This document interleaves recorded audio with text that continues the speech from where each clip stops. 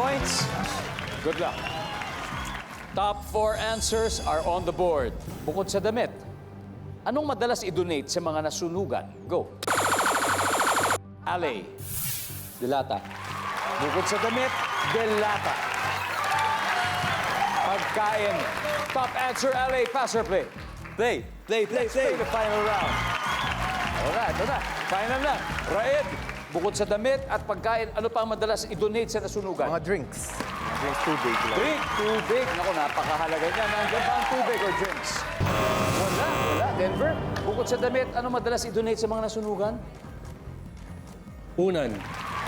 Unan. Sa bagay, wala ka. Para sila makakatulog, di ba? May hihirapan pag walang unan.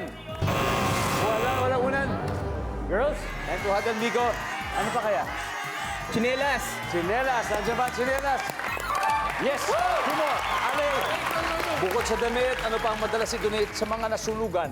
Pera. Pera! Survey says, yes! One more. For the win. Isa na lang. Bukod sa damit, ano pang madalas i-donate sa mga nasunugan, Red? Yung panggamit ng hygiene, mga like sabon or mga... Hygiene stuff, mga sabon. Ha? Toiletries. Services. Wala. Eto na. Ito pagkakataon ninyo na, girls. So, Ciela, bukod sa damit, ano madalas i-donate sa mga nasunugan? Kumot. Kumot. Rona. First aid kit. First aid kit, Isabel. Banig. Banig. Wala. One more to go. Isa. Very, very crucial. Ganito na lang, ha? If you get this, then automatically, ladies, you win. Eto na. Bukod sa damit, ano madalas i-donate sa mga nasunugan? Go. Kumot. Kumot. Pag tama, sagot nila, mananalo sila. Pag mali, syempre, sila na po. Sa tingin nyo, nandun ang kumot? Wala.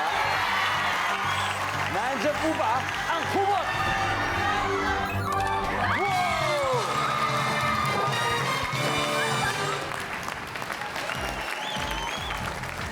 Dahil dyan, eto na po ang ating final score. Hiyas ng Pilipinas 2024, 365 points. Misters of Pilipinas, siyempre 251 points. Thank you very much. Sa gentlemen, mag-uwi pa rin kayo ng 50,000 pesos. Nice one, nice one. And of course, ladies, congrats. Galing, ha? Dahil dyan may 100,000 pesos na kayo.